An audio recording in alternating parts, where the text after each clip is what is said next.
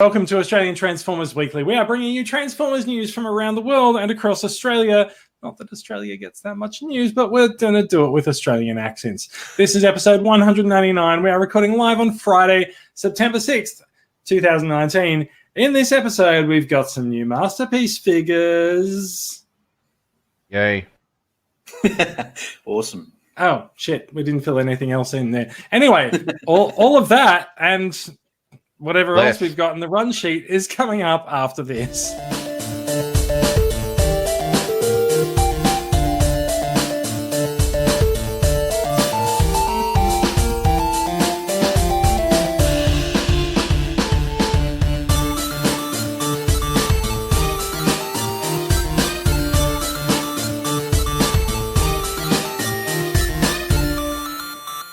All right, welcome to the show. I'm Jason. Joining me this week, we have Bradley coming to us from all the way over in Perth. Hi. Hello. Hi, Mr. Echo. How you doing? Where's the cheese? Oh, God. I know I said that we were doing Australianisms in this podcast, but holy shitballs. How are you doing, Bradley? I'm doing well, thanks, Jason. And how are you? I am doing exceptionally well. It's been a lovely week in Sydney for the first time since I moved into this shit place. But yeah, it's been a lovely week. The weather has gotten warmer. I've been able to sleep without about 5 heating devices around me to keep me warm over the course of the night. And I got a hot new toy to play with. So yeah. How about yourself? What have you been up to over there? Getting brokenhearted with Hasbro's poor distribution in Australian retail. That was earlier this year. What have you been doing this week? No, I mean, like that's been the story of 2019. Yeah, I mean, that's quite true. Not too much really. It's been fairly weird weather in Perth. It's been lovely blue clear sky, yet it's freezing on the ground level. So you've discovered winter. Yeah, winter is here, even though it's spring now. But you're from the west, not the north. Yeah, but remember, there is no such thing as North Australia. Have you heard of Darwin? No. Well, the Northern Territory isn't a state; it's a territory. You should you should listen to the Ninth Doctor anyway. Lots of planets have a north. Oh God, Doctor Who. Yeah. No, Doctor What? Okay. What? Doctor Who is on first and What's on second. Okay, all right. So look, we have a new person joining us for the podcast this week. Cameron is coming to us from Canberra, which makes it slightly confusing because his name and his place are a little bit alliterated. Cameron, how are you doing down there? Yeah, I'm good, thanks, Jason. How are you? We've heard how you are, yeah. Yeah, no, everyone's heard how. Look, frankly, everyone's sick of how I am. I think we should talk a little bit about you. You're the new person. You're our new toy to play with. So like, the hot seat. The hot seat. You know what? It's such a hot seat. That's not it. I'm gonna change the layout slightly. And hello. Yeah, good thing this is a pure audio medium. Nothing works here. Okay, look, nothing works. I don't know how to. I've come to the conclusion that I actually don't know how to give Cam the main layout in the. You gave it to him before, didn't you? No, I don't know how this happened. It's not working, and frankly, I like the other montage. It was good. Frankly, I'm just going to do this now. So, Cam, tell us a little bit about yourself. What Transformers do you collect, and maybe tell us some of your recent acquisitions and things that you've been playing with. Sure. So, I mean, I'm a big Bayformers fan. Where's the kick button? Is there a kick button? I don't know. In this chat, I couldn't figure out how to actually give him the main screen. Now I don't want to.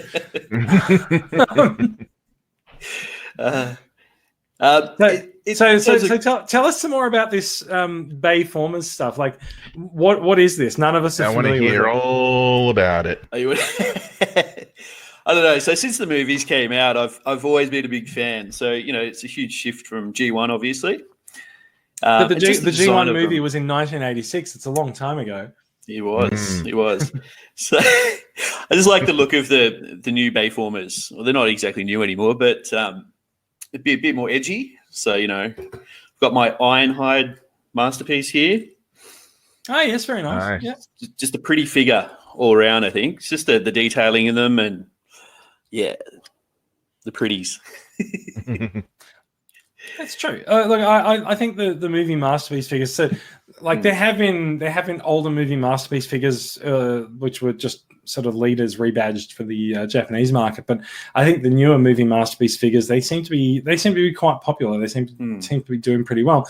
They've even made it out in retail stores in Australia. Big W has Megatron, doesn't it?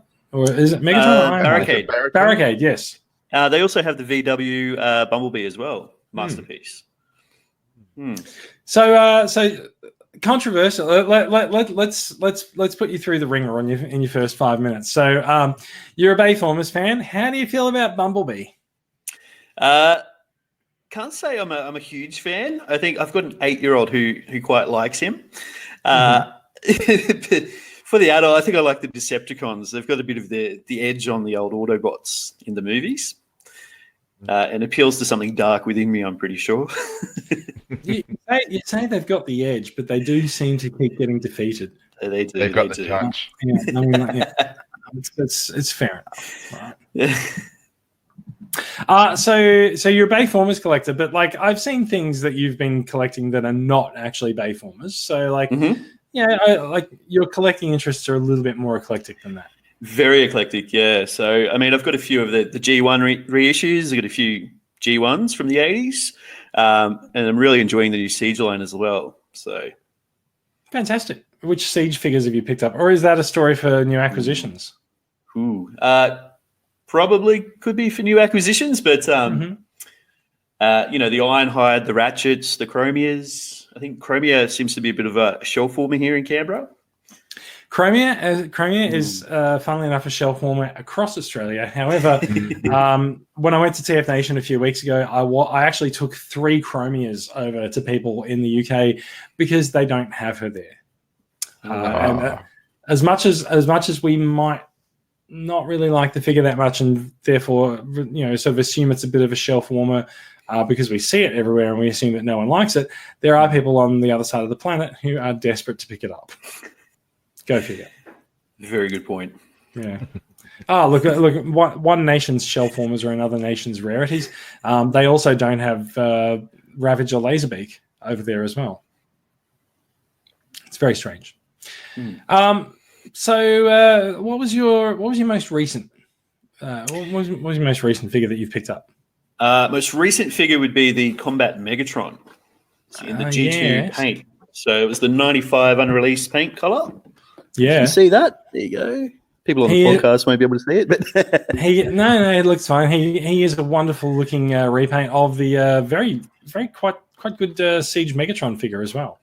Yeah, so I think he's got the same mold as the Siege line, but a different sculpted head, and obviously the paint color. But everything else is similar. Yeah. It's one of the things that I quite enjoy about the Generation Select figures is actually the amount of paint that they put on them, and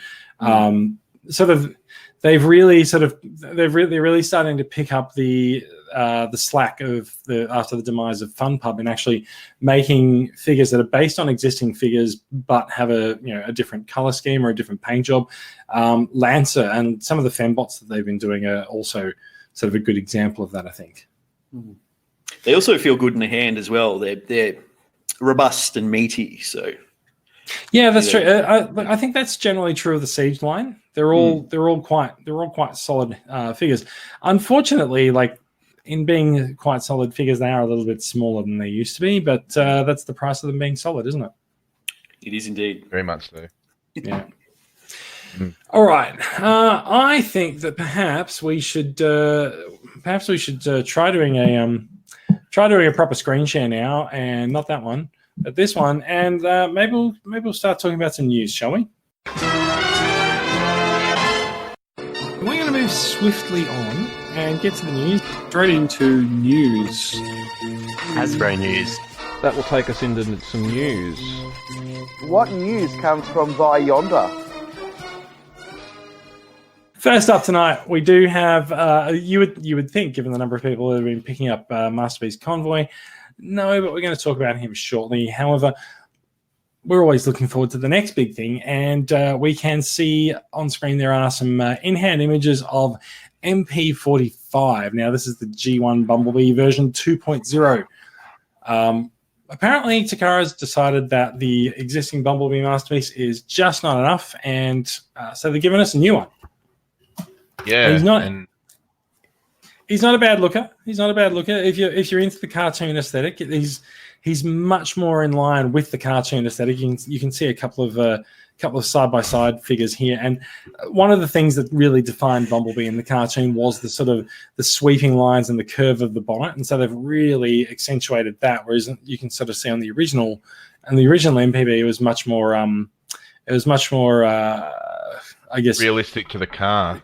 Yeah, it was more sculpted after the actual car design. But the new B is much more squat and a much more. I think I've seen him described as a penny racer, because it turned out that the mini bots were actually intended to be toys, and so. Oh, wow.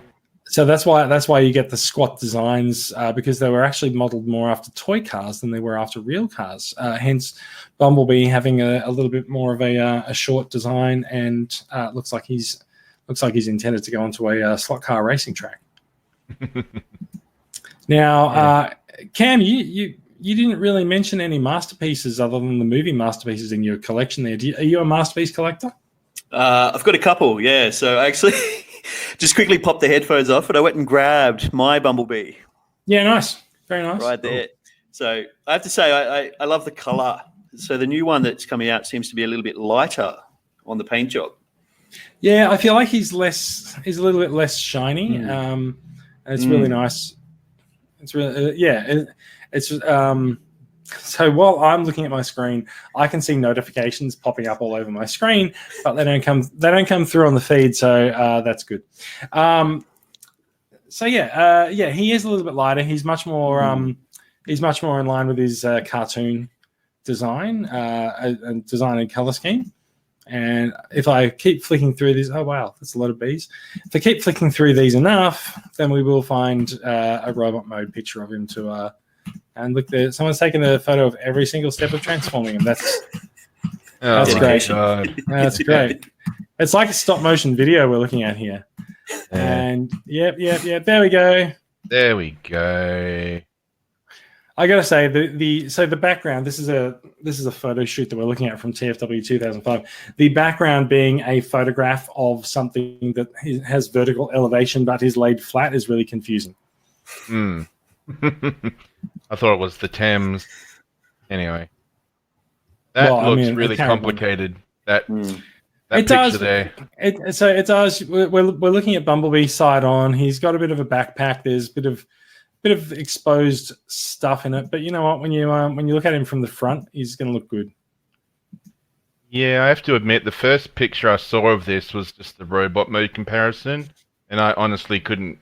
Because I haven't collected the Masterpiece Bumblebee, so I couldn't work out which Bumblebee was the new one and which one was the old one. But looking at their car modes, it's a lot easier. And now that I know that is a new one, then yeah, it's much easier then. Yeah, so it's kind of funny when you put the two side by side. Bumblebee's the new Bumblebee has a more squished car mode, but he also has a taller robot mode, which is actually kind of impressive. Yeah, lots of shrinking and expanding. It's true. And if anything, I kind of feel like his head's a little bit too large. But yeah, but at the same time, well, maybe I can't work out why it's that big. It wouldn't be for detail because he's pretty basic details on his head. He does. Yeah. I'm guessing it's to do with his animation model, really. Yeah, that's got to be it. I mean, I don't think it could be anything to do with having to fill up the car mode, a big head inside there. But no, that's got to be for this animation accuracy. Yeah. You can also see in the shot that we're looking at the moment, there's an effect piece that comes with him, which is a gun blast shot. And having unpacked MP44 and MP, I think is 18 Streak, the plus model of him, which also comes with effect pieces. I actually quite like the way that Takara's done the effects pieces. There's so it's not just one piece. There's a base that sits over the gun, and then that sort of detaches, and then you can click any of the other effects pieces into it, which it's quite well thought out. I like it. I don't know if that's actually how they do effects pieces for other franchises. This is the other one that I've handled that has them, and it's a little bit nicer than the Siege aesthetic, which is just that something fits on. You can't swap them around. You can't put these masterpieces onto the Siege toys. The blast effects. So I think you could if you could find the right adapter piece. I'm not sure that these pieces have a 5mm insertion point, but the parts that sit over the gun barrels would probably work just fine. Cool. So yeah. Look, Streak came with 3 pieces. Prime comes with 2, and looks like Bumblebee comes with 1. But it looks like Bumblebee's effect piece is pretty much one of Prime's blaster effects. So, in fact, maybe they're using one of the ones from Prime. I don't know. There's a shot of the head replacements. I find that so I feel like the head and the face replacements is a trick that Takara's sort of picked up from the third parties, and there's nothing that stops the head replacements there's nothing that stops the face replacements looking a little bit dorky when you look at them on their own like that. Yeah, I think the masterpiece line as it is today owes a lot to third-party companies, and especially with the face swapping gimmicks. Yeah, I think the face swapping gimmicks I think work pretty well though. Yeah, they do. I got Streak. The thing that I really like is that they're not just giving you faces that are just like angry battle or anything like that. They're actually giving you kind of derpy faces for the Transformers. Streak has a face that's like and I managed to get a really goofy pose out of Streak last night. All right, wait, I'm just gonna bring my camera up, and Streak's like, and it's like, oh, it's the feeling you have when someone is talking about you and saying nice things on the internet. So yes, not that layout. There we go. So yeah, like there's a slightly derpy face for Bumblebee. Looks like he tilts his head up to replace the head. Oh my god, it's a faceless Bumblebee. And oh dear. Oh, wow, so his eyes stay on, or has he got a transparent mask? I don't know. If you go back to this, that one's got eyes on it. Yeah. Maybe Bumblebee. maybe you're right. Maybe it slots behind the eyes or something. Yeah, because it looks like he's got eyes in the mouth there. You know what? Maybe it's more than meets the eye. Can you kick yourself? I don't believe I can. Well, that's how I don't believe I want to. But, well, yeah. You dare. Anyway, so this is a good comparison shot here with the new Bumblebee next to the old Bumblebee. People did say at the time that MP21 was released that he was really small, and it was just sort of like it was just accepted that was it was kind of how big a Volkswagen would probably be as opposed to the semi-trailer and stuff. And now we just get to sort of tell those people to shut up and look at MP45. And turns out everyone who complained that MP21 was a bit small at the time was right. And I think it's quite funny, actually, looking at the face designs. I really liked MP21. I still like it. I have liked it for a really long time. But I can certainly see where it could certainly have been improved. And I feel like his face design is sort of owes a little bit more to, I'm going to say it owes more to a chug design than it does an actual cartoon accurate design. Yeah. I'm just the other also thing I wondering. think... Oh, no, you go. Sorry, go. The other thing I like about the old Bumblebee compared to the new one in this photo that you've got up anyway is the old Bumblebee's a bit stockier, whereas looks like the new Bumblebee's been put on a diet. He's kind of shrunk in and up. Yeah, he does. If you look at the animation shot next to him, it looks like he's a little bit less pudgy than his animation shot. Although I got to say the face design looks a little bit derpy still, I think. Yeah, that's the maximum derpage going on there. But I do feel like 21's face design is a lot more mature than Bumblebee's, the 45s. Yeah, definitely. But I think just because I know one concern that came with the original Bumblebee was that a lot of people were getting different colors on the same figure. I think the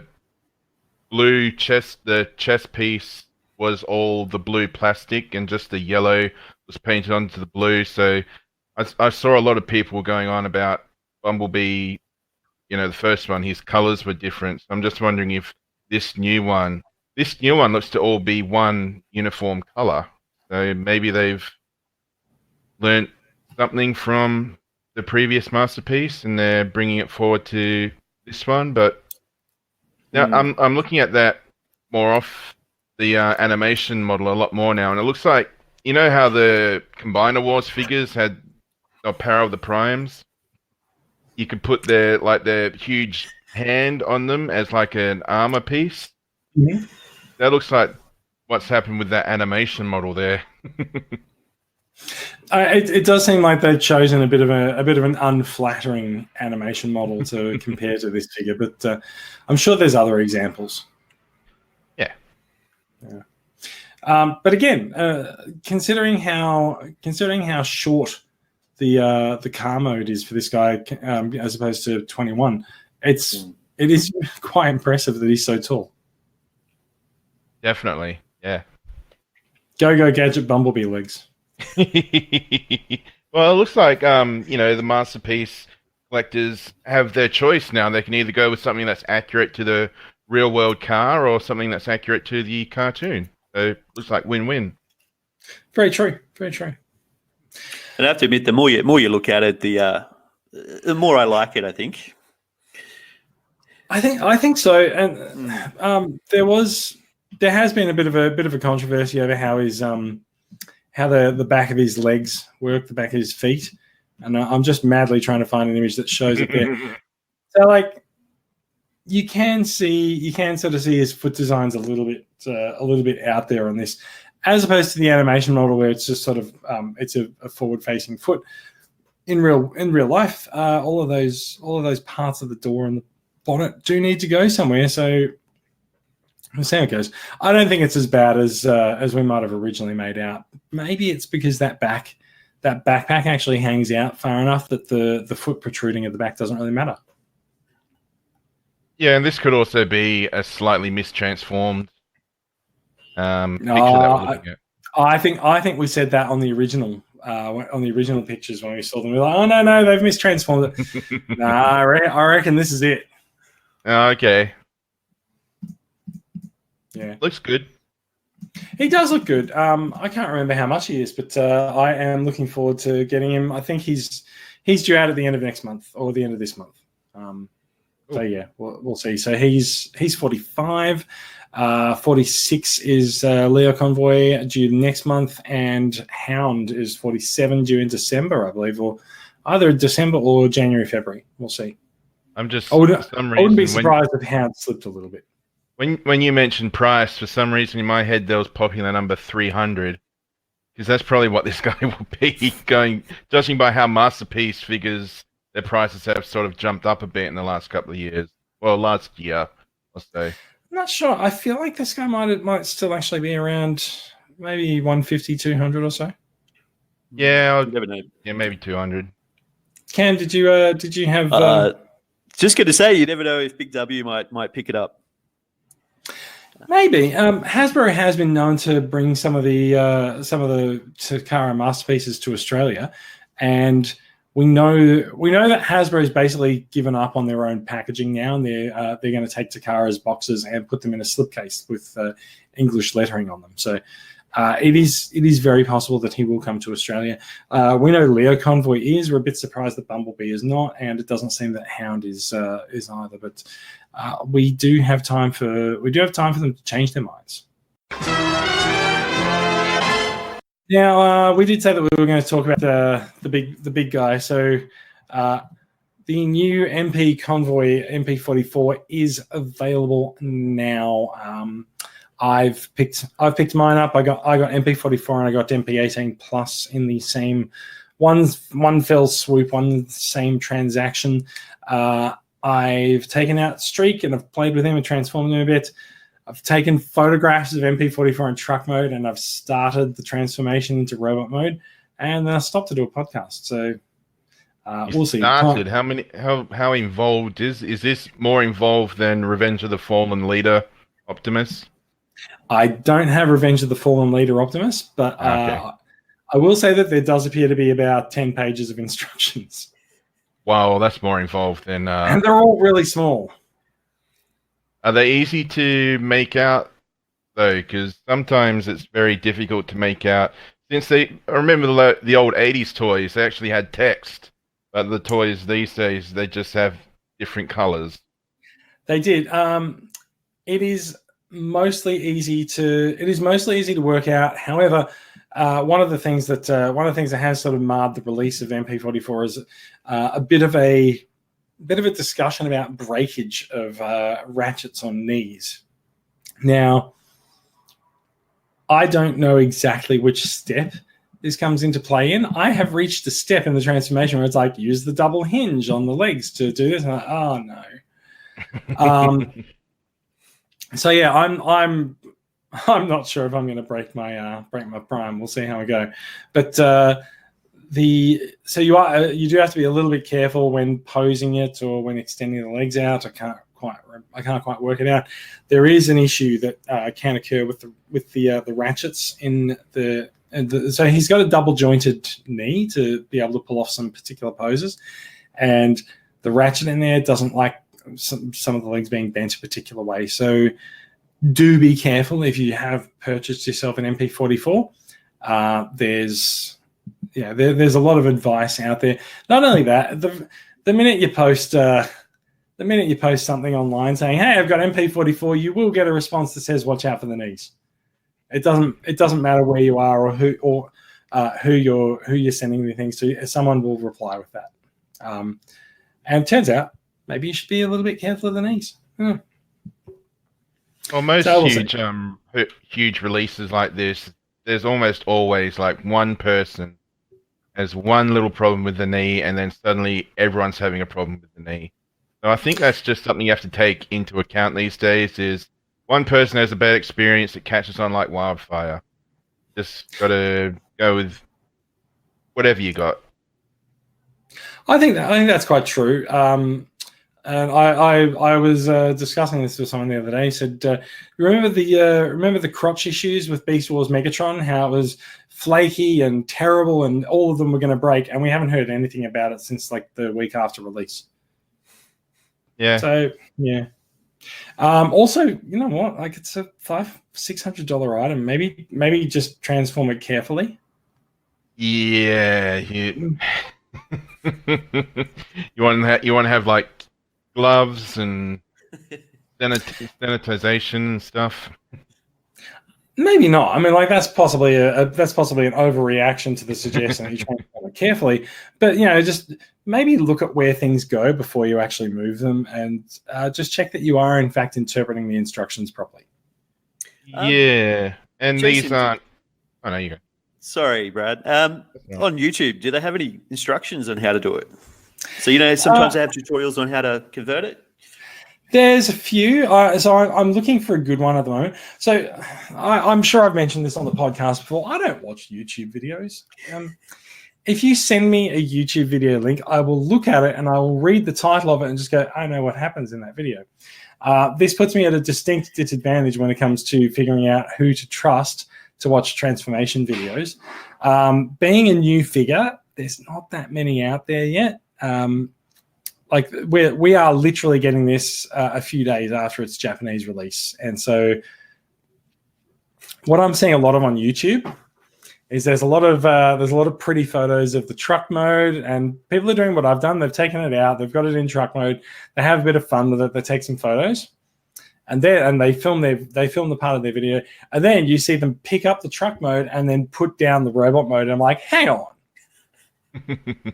I was here for the transformation. Where's my explanation of all of the steps? Like, no, oh, you're not going to do that. Okay, bye. We'll go for the next video. And then I'm reminded why I don't watch videos. I've got a couple that I can recommend when they do their videos. They always show transformations. But, well, I mean, we're talking about, you know, this thing falling apart and people being gentle with it.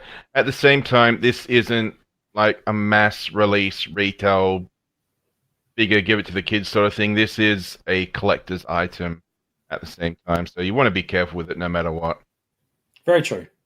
I kind of feel that seeing this side by side with MP10, I kind of feel like this is the kind of figure that you would leave on your shelf, like pose carefully and have him doing something, and then you might still pick up MP10 if you want to have a bit of a play with something. Yeah, that's probably the way a lot of people are going to go. If you know, at the very least at the beginning, they might transform it once and then leave it for quite a while. Yeah. Look, I'm not planning to put him back into truck mode anytime soon, but we'll see how I go once I get him into robot mode. Yeah. Some bad news for people who are into Transformers crowdfunding. It's not Unicron. It's okay. It is in fact this thing, the Legacy TV-Kun Transformers 35th Anniversary Commander Convoy box, which was a crowdfunding offer to get a G1 Optimus Prime made in gold and nailed onto a trophy stand with a bunch of reproduction stars, badges, and patches and cards and things like that. Now, regrettably, the crowdfunding campaign has not been successful. And gee, I wonder what other Transformers-related crowdfunding campaigns might have been sucking up all of the atmosphere this month. It's a bit of a noodle scratcher, isn't it? A little bit. I mean, look, this was always an expensive option as well.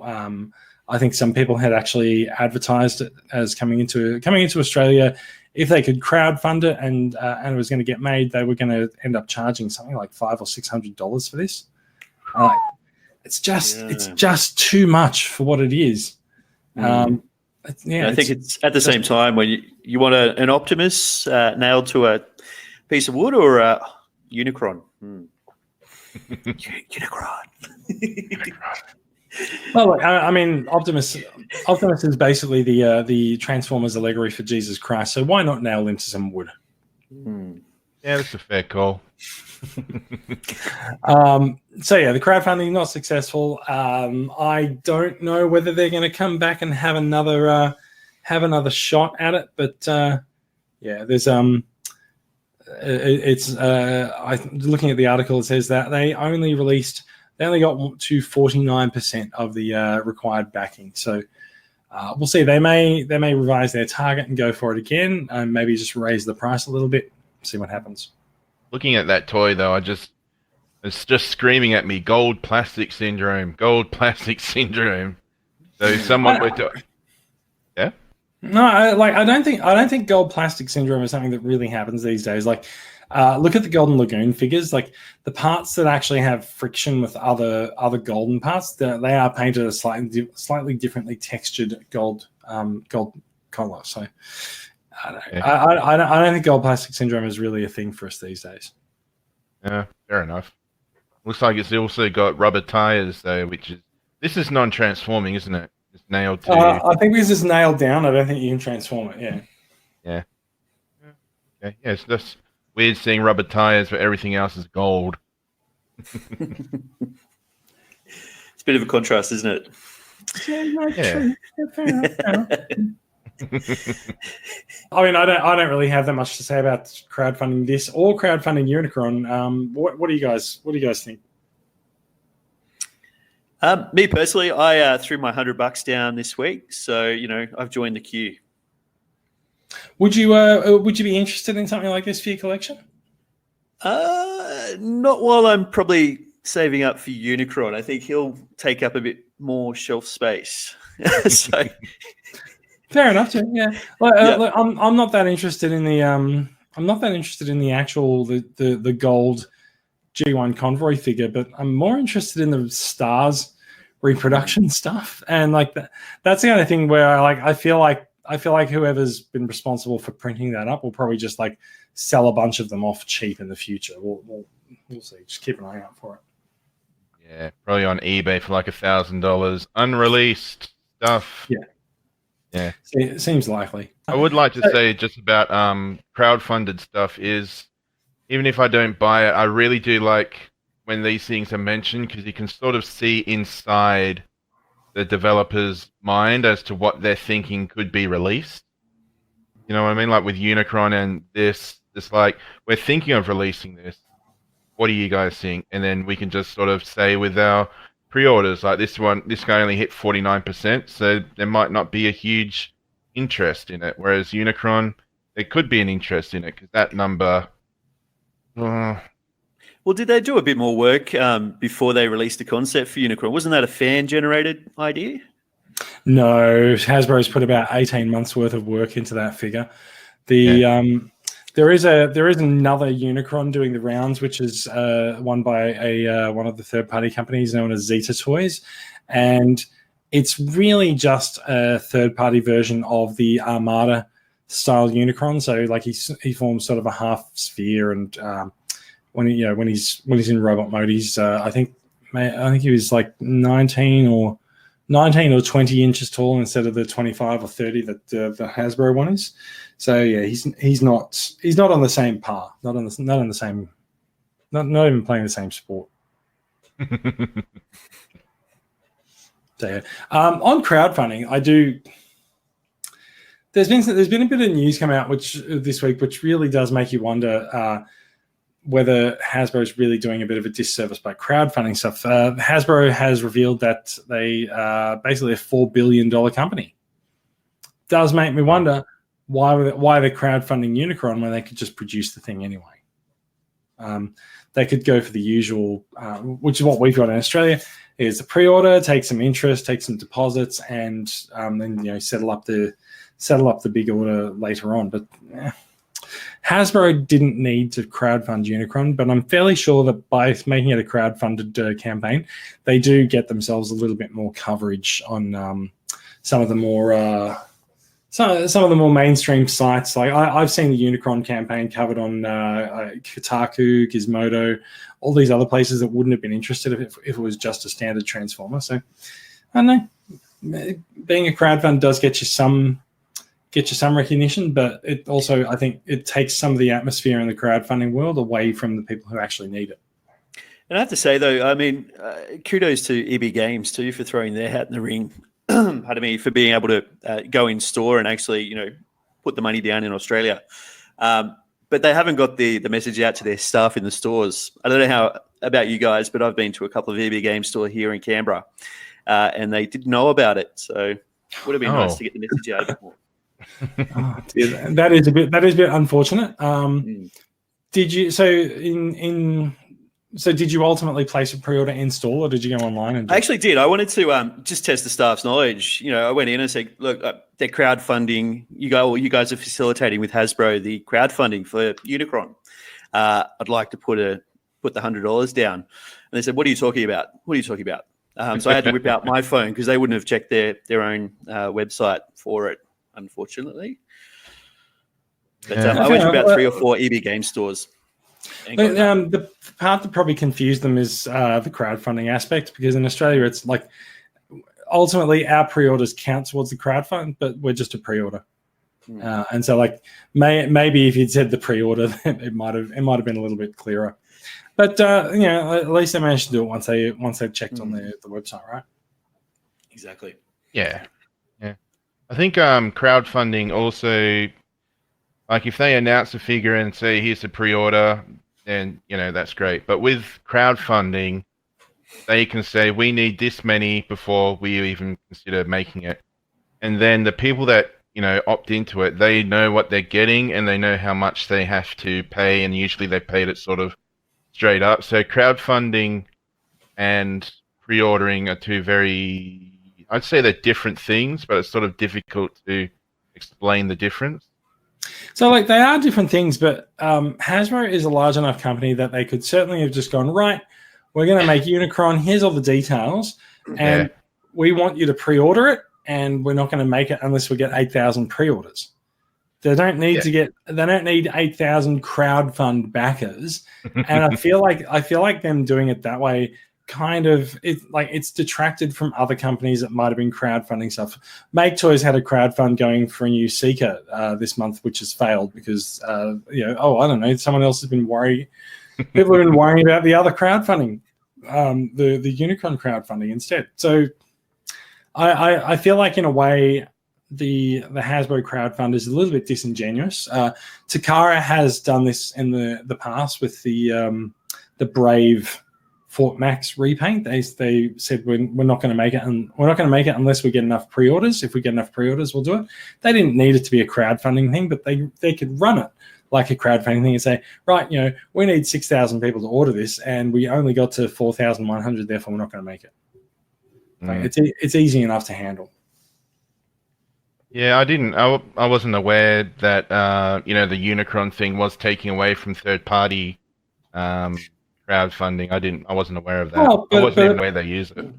But I mean, it's not like there's no proven correlation. But if all the crowdfunding attention is on Unicron in 1 month, then no one's going to read the next crowdfunding story on TFW, which says hey, go and support the Make Toys crowdfund.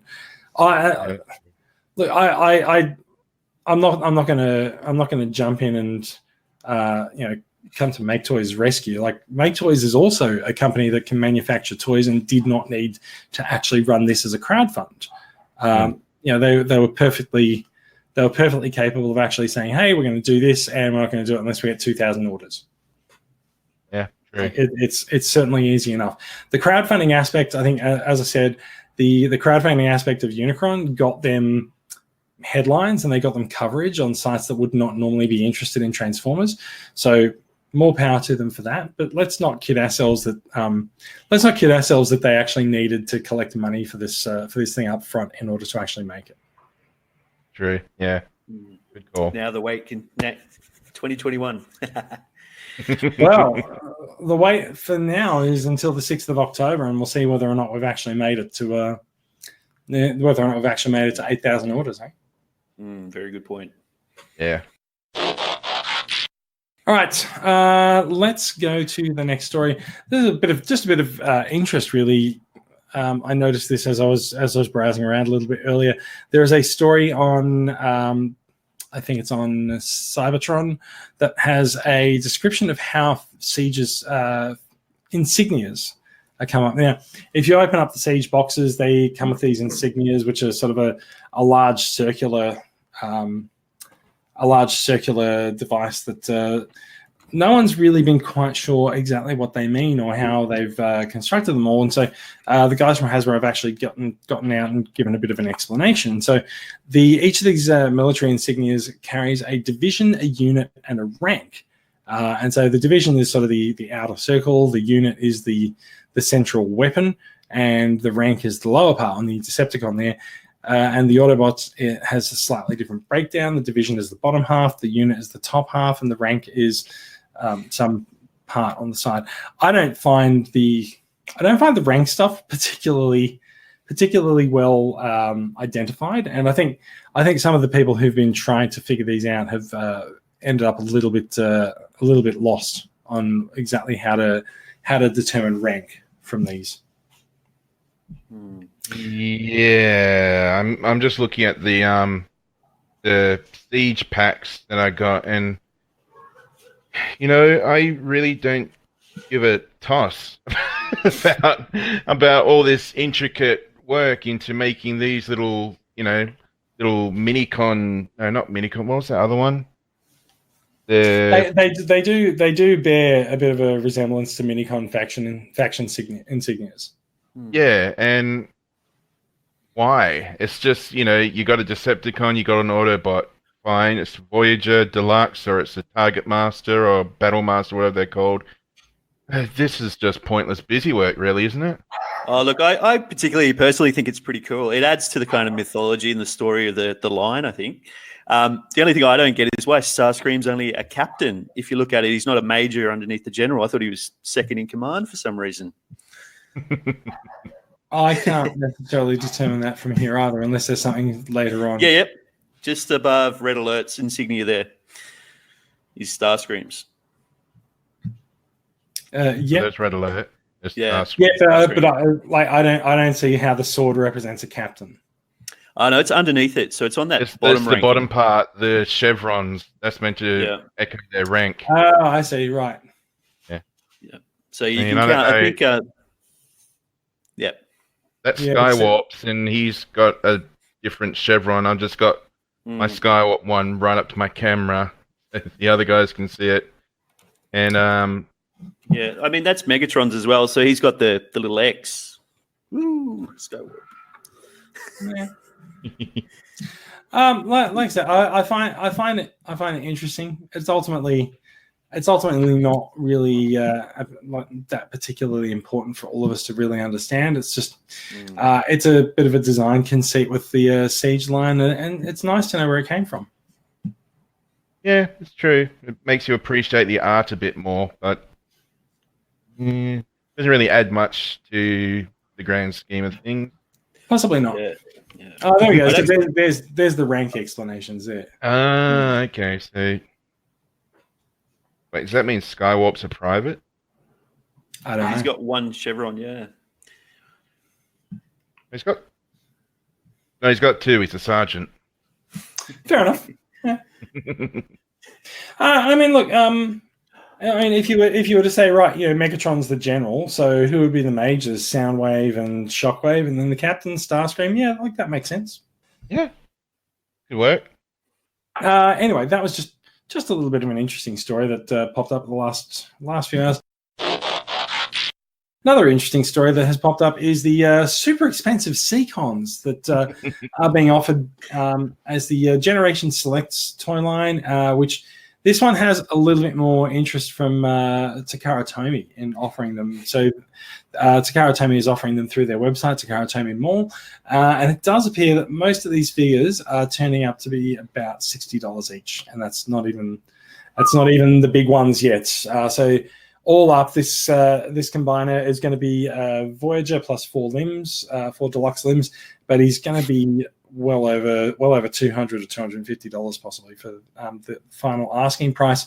But this is where we're at. It's 2019. Combiner Wars has been and gone. Some of the extra combiners that sort of we mopped up the missing bits after Combiner Wars in Power of the Primes, and here we are with one of the leftover combiner teams. One of the most popular in the Seacons forming Piranacon. So, yeah, they're finally doing a bit of fan service and bringing this figure to market. But in doing the fan service, they do get to make sure that they're not going to do this figure again. Yeah, I would really like to get Seacons in the more updated line, Combiner Wars style. I'm a bit ignorant though because they have released the others, haven't they? Or are they still? No, they're still coming. Oh, they're still coming. Ah, they're revealing them, but they're not shipping yet. I have to admit the colours really pop. So if you had them in your collection on the shelf, I could see how they'd actually stand out quite a bit. Aside from your bumblebees, but that really pop and add some pizzazz to your collection. Yeah, no, I think they would too. We saw the first set of Seacons revealed a few weeks back as well, and they really do look like they've got a really nice color scheme and probably quite generous paint applications, I think, as well. Yeah, it makes me wonder if they're going to keep releasing them 2 at a time, or if maybe afterwards they might do a box set. I kind of feel like the lead time for these things going onto Takara Tomy Mall might mean no. Yeah, that's a good point. So sort of snap them up while you can, and I also think if you've bought Wave 1, and then they're going to reveal wave 2, and then at the end of it they reveal wave 3, which will only be like one figure, and then they go, right, sit tight, we'll introduce this into stores, and then when they introduce it into stores, it's a gift set that you haven't had the opportunity to buy. I think you'd be shitty. Yeah. Very much so. So, you know, I think it's in their interest to not make people shitty. I think it's the same thing as Unicron. If I got him and he showed up in Big W, I get a little bit shirty as well. Yeah. Possibly, yes. Yeah, absolutely. Yeah. All right. They do look wonderful, though. Like the color schemes, the alt modes, they really look like they're not just cheap repaints. They actually really look great. That's right. All right, that is the end of some of the major news items. Just a couple of things have come up. There is a reveal of another masterpiece scaled Beachcomber. This time it's Fans Toys. He's FT43. Is called Dunerider. He is a nice looking boy. He looks like a bit of a cartoony look to him. And I'm sort of looking at this and just wondering whether or not my ex-Transbots Arcos might have his days might be numbered.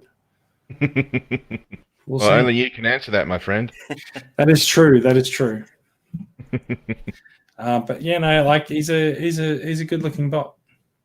Oh, look at that cute little jump pose and everything. The beach buggy mode is maybe a bit, but that's just a weird picture. There, it's like one moment. Beachcomber was always a weird dune buggy anyway. Yeah, I know, but it just looked weird how like they got the white front, and then it's like, but you can also get this silver front.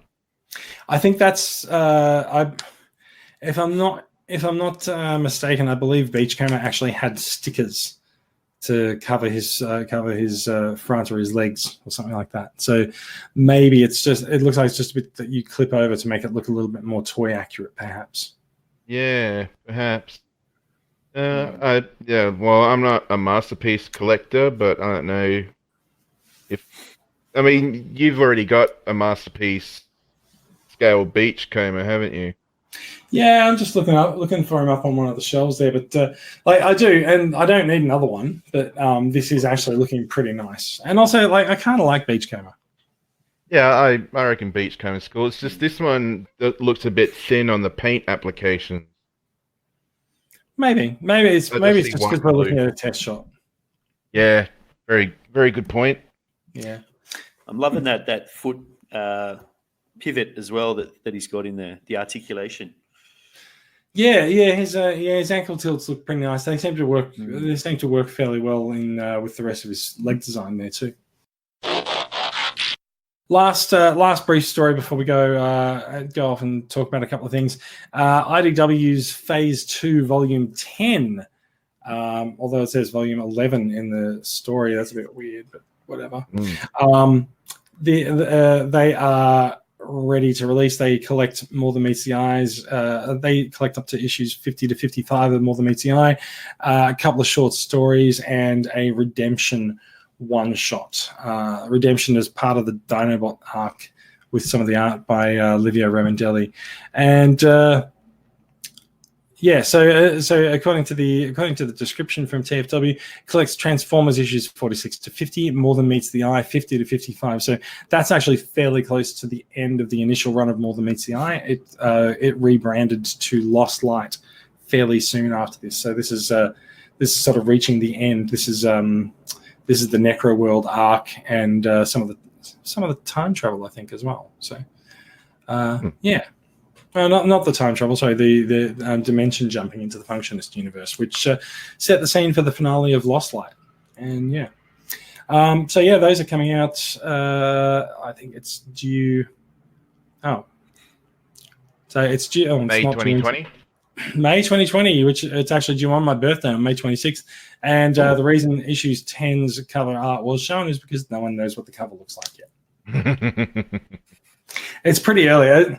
It is kind of amazing that it takes 6 months or maybe even more to collate comics that were individually released a few years ago. But there you go.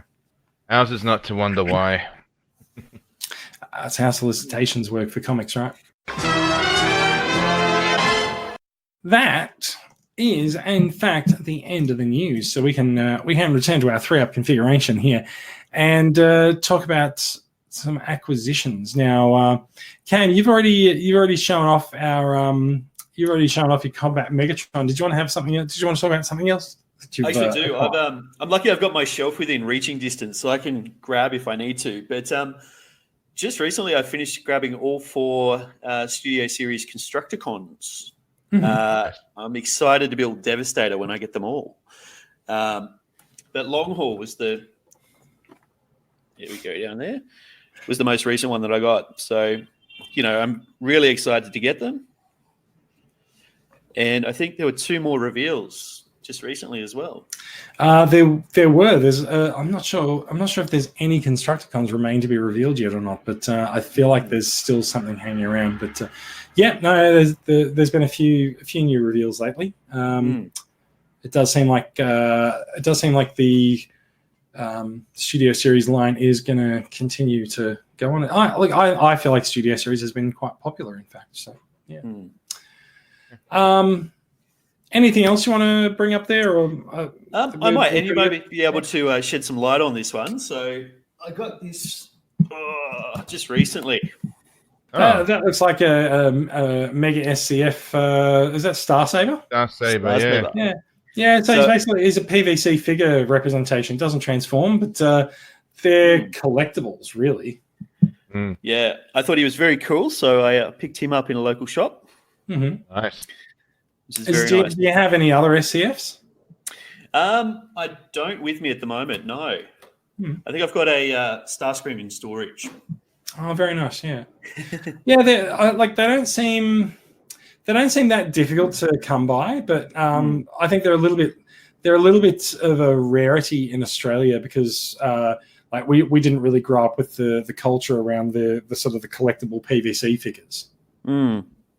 But this is Star Saber. I thought he was quite a good looking figure, and then the box as well is quite nice. Yeah, fair enough too. Bradley, how are you looking for acquisitions? I haven't got any new acquisitions, but I would like to add a little addendum to my last week's acquisitions when I was talking about Siege Skywarp. I have since got him into his Tetrajet mode, and he looks really cool. And I thought, wow, the battle damage is really obvious on this guy. And then I did a comparison with Starscream, and I don't think I'm going to be able to quite get this over quite well. The random battle damage is picture perfect on both of them. I was thinking maybe they're different. I thought, it might be different for different toys, but no, it's just exactly the same spots have exactly the same sort of damage to them. Like you can see the nose there. Yeah, look unfortunately, I noticed this when I looked at the Siege Rainmaker 3-pack, and I did make the comment last week that it does look like they've all flown through the exact same cloud of shit. Yeah, pretty much. So I was just a bit surprised with that. I was like, oh, look, he's got the same spot. Oh, look, he's got the same spot. Oh, wait, they've all got the same spots. Yeah, they have. It's a bit. I'm really looking forward to Thundercracker, though, so I can give Starscream the smirky face that Thundercracker has. But yeah, that was all. That I don't have any new acquisitions as such. I just wanted to bring that up. So look, I've got MP44 and I've got MP18 Plus. That's about it for new acquisitions. I haven't brought 44 in. He's actually sitting on the kitchen table mid transform. So I've embarked on the nail biting, terrifying thing that is transforming MP44. Everyone, please wish me luck, and I'll see you on the flip side. Yeah, I was going to say, that's the reason why you're not going to be on next week, isn't it? Because you're going to be transforming MP44. That is, I expect to still be transforming him next week. Maybe I expect to be maybe about a third of the way through. I'm not sure yet. Best of luck with that, my friend. We'll see.